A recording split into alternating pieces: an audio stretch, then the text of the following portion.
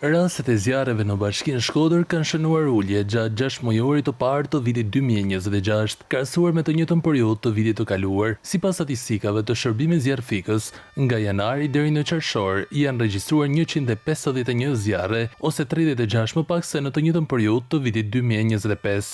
Situata ka qenë e qetë relativisht. Me këtë shtesë që kemi bërë tani, besoj që jemi shumë më mirë dhe jemi në kapacitetet për të përballuar situatat. Kemi edhe efektivin e gatishmëri.